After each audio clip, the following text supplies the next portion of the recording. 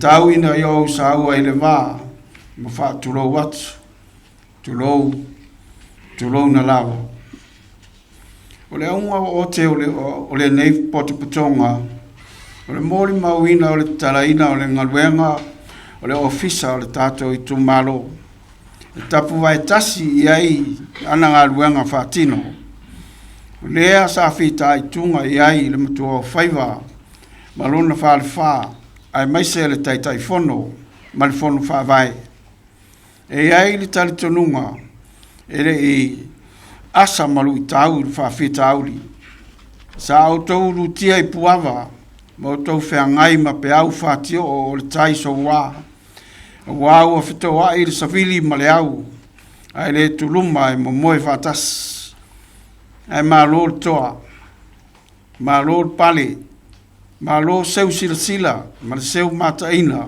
o le o to i tua polima mapu I whangalele. O tātou tutua I nei whaua, mata I bata ngōwhia le nei wha moe o ta oto mai. O mai a whata oto mta pena le malo ta iala ma whainga whawae.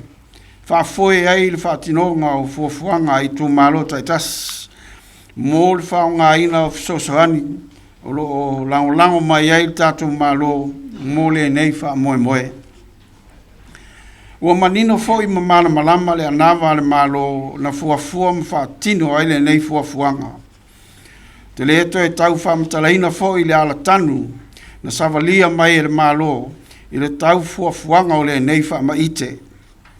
O le au o tātou o ai nei wharseu masapi le manuia te tala mai.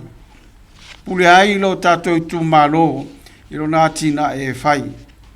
E morimoritai. Maustai ta yala o fata o tamai e tato malo.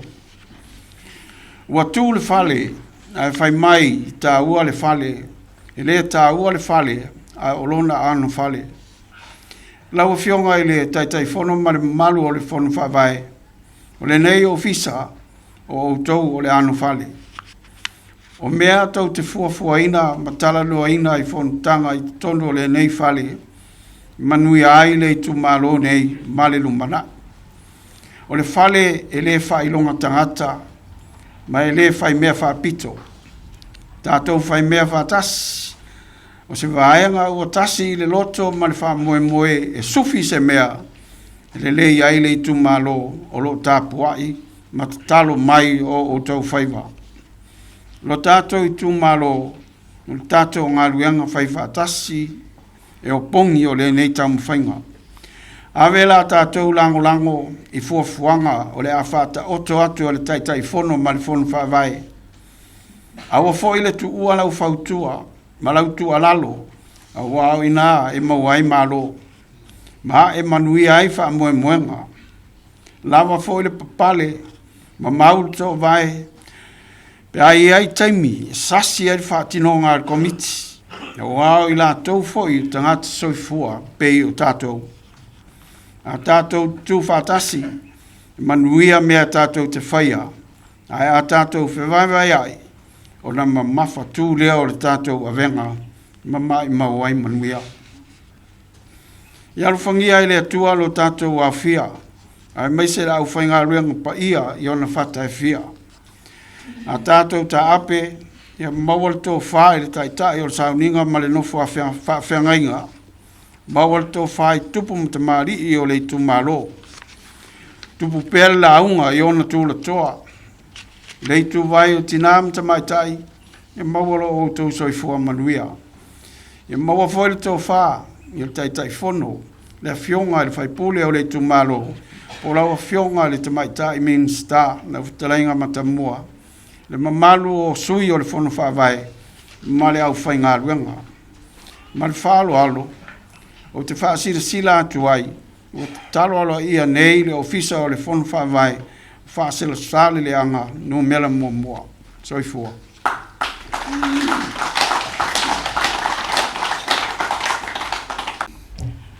Lau sunga le tai o sauninga. Lau sunga Reverend Taunola Fiso. A fia hoi lau a fionga le ma lo whaalolungia. Lau a fionga le minsta tina mata mai tai. A tina e onu umanga fiso tai. Sui mamalo le tatou malo lo tatou whatasi ai, le yaso. Le paia ma le mamalu. O le au walauria. A fia hoi le paia mawalunga. O tapa au. Msale longa I ona tūlanga whaalupe. A fia fo'i whaasina malala matuatala. Ma le upu ia te oe toi lotu. O le a o le whaanunu tae pei o le tala le aingo fie. Ai tau lava ina o sisi le pola. Pei o le talainga I le whaleanga fulo sa aso mua. Mapua neia I lo whala whaasau. Mau I 5 pono lau awha whaalolo. O te tula I atuai, ma le awa tele ma le mingau. soltuina le mamalu. Ua o whanga poto I whaitele nei. E ele manatu. Le asu I sao lava le matol niu. E tusa o au tū o lo tū lai. O le whaia lea o se tala e winga le nei ngā luenga. Ale I o la iai se whaamatalanga. E mua lava o na o whaapa I malu atu. Il pa ia ma le mamalu o tātou I tū malo. O ni whatia ua sola, ma te o tū ngā sa whiangai ma le nei ngā luenga. E eile langona, na sala ia wala le whaatinonga ma le amitanga. Lala lea o le wha umi, mau te manatu, ua tāli ngā lo tātou I tū malo. Le asa au tau sila ma sa au tau whaafonga I tala ave o le ngaluenga nei. Tau wha malie, mauta malie. Le ai lava se whaiva, e asa ma se mau. O te taitonu o le Paul, e le Paul Silfia, se safe ave a ina, I penga ta whailangi le tele o whaamitalanga. O ni tua inga tu ngā, ai maise o nisi o saunoanga, whapulkiki, e tauleanga I nailo tātou I tū maro. Se mea lea e langona I lava te whaatau waa, ai matau lava le wa ai le tua. O tau whinga ta atele ma whaitionga sa whao o mai a te au ma le komiti, tātou komiti. Whapea, e le ai se whale o le tū malo, ua whausia, a ua whaongai le komiti tupe. O ni se whapea, ua whaule whale ai le ipasia e le ngaluenga. O ni se fwoi ua whaasea, whaaleo mai ala tau whaasea, e le whetau I le tūlanga o le whale. Ma le tele lava o isi mau whaitionga. Ia, o leo o tātou Silfia uma, o leo la ngāle nei o whaitionga. O le mea moni, e le eu fiufia whaamanungase, pe omi whaaniu ale ni lape o ngā luenga. Pe tai, e le I whausia roma I se aso e tasi. E tū mau fo I la lo lava taitonunga, whaatuatuanga, e siri atu le I unga, o se mea, nai lolona amatanga. Paule nei, a whai ua mai mataiva mataitai, o te whaamoe se vai mai puna olo, whaamalie ele ngā lala o le tātou I tū malo. Ai whaamalo lava le ono sai, malo le lava papale. Ua silia nei ma le tausanga, talu ona mai a whausia, ma whaatotonga ina, le se leni na mai le se leni na whaamatu ina mai e le malo, e lua se lau afe. O lea se leni, I le mo le whale atoa, ai au fia ai, tutongi o whainga luenga, tutongi o pili, ia, e mai se fwoi o alauni o le komiti. O lona winga, e le lua se lau afe tau o ngā luenga. O le tau sa whaatau ina mai mo le whausia ina o le OFISA lava ia. O le FONO AVAE. E lango te sia mai lava I tū malo uma. E tusa lea ma le se lau tau fulu afe. Pei tai, na whaatuai o na wha tatala ina ma whaaul whale ina tātou ngā luenga nei. O na onisio sa iri linga. Am tanga luenga, o lo fito I tono iei ati na ema mo tū malo. O le whamaita al malo ma le whaamoe. Lea sa sauno iei la fionga le minsta. E patino iei nei ati nai. O le so, o le ua sila iei lo tātou I tū malo. I Samoa nei ato fōi matunu e mamau. E ala atu I. Au penga te whailangi.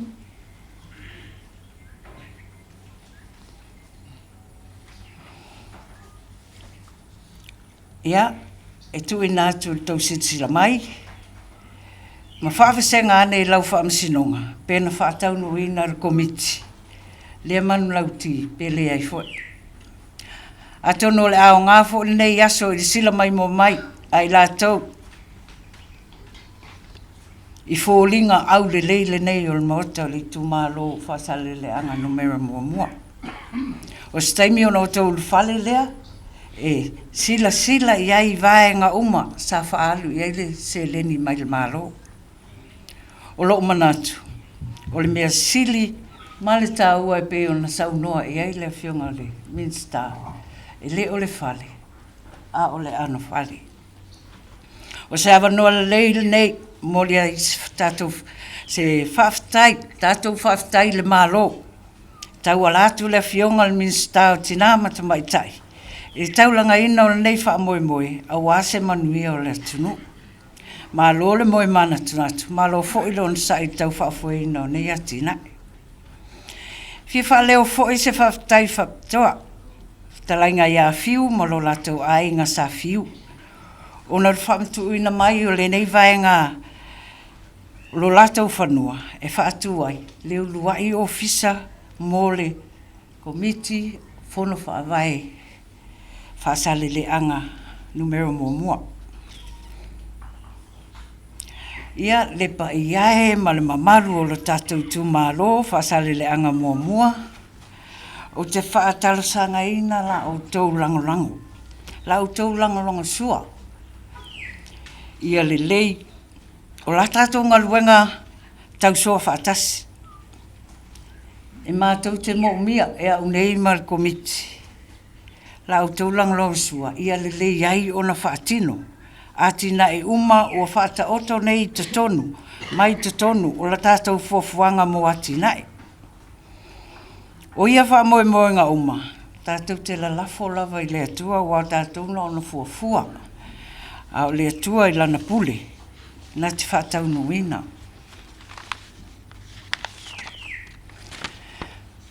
E awa noa lava lo tātou OFISA nei, mo so se tasi o tātou tūmālo. I ni fesili, ai mai se foi oni tausanga e tusa ai mal whaasoa lo tātou mālo. O le alu filufi atu i nei. Ai mo le anga i luma. O le amuli ai o na whaatino se fofuanga il komiti. Ai ua mai a lea o na whaahilo atu. Ma maua mai ai ni whautuanga mai lo tātou tūmālo. Ona e tāua tele, toi mo mia tele, lo tātou ngā lulu e whaatasi. Mātou te whaamoemoe atu foi, tātou i tūmālo mo le whaamaluina o ani fofuanga. Mana o mia lawa tātou fiso taipea. Ia ole tatalo, sa mawhau lava pe whailo atu, ai ole tatalo. Ia tātou mataala, ia i lātou o whaafōringa e alu lofa. Ai o lātou whauina mai whafu atu le tūmālo. Mea e whaaleanga ai ati na e lo fia whatinoina. Ona o lo tupu, ona sa tupu ma lo tupu pea. Te tatalo foi ina ia tō whamali e. E whaatatia e sel por kiki. Mona afianga, ia i lātou o lo whaia por kiki. Ina nei le petia ai lo tātou vānu nofo ai. Ai tātou tausi malpea. Ia ma tau sisi nofo leo tātou mālo. Tau ina ianga lei mai le atua le wha moe o le nei aso. Se taimi o le a tatala ma ta api al filiali. Leo mai le atua i o tātou wala uma. Ia manu te leina le wha moe o le nei afifi. Ai mai se o le whai unga le neiva i aso. So i fua ma ia manuia.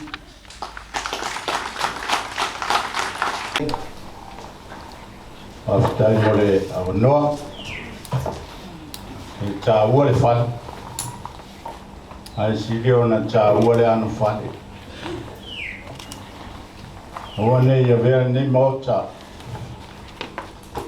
E whai maota e ati na e le whitanga. Ma le whiwai a. Vene mo tai li koia i upore tu malo mo le maluia o tangata. Le ngato nei awa tai au. Ia whamaria mai le tua i le whaonga ina nei mo tamata ngofie. Ia whatelina ai sona viinga. Ia whamaria mai nei aso marangang whaaloalo o tina nei lipine. Ia mo le whaonga ina nei mo tau. I le suafo Yesu. Amen.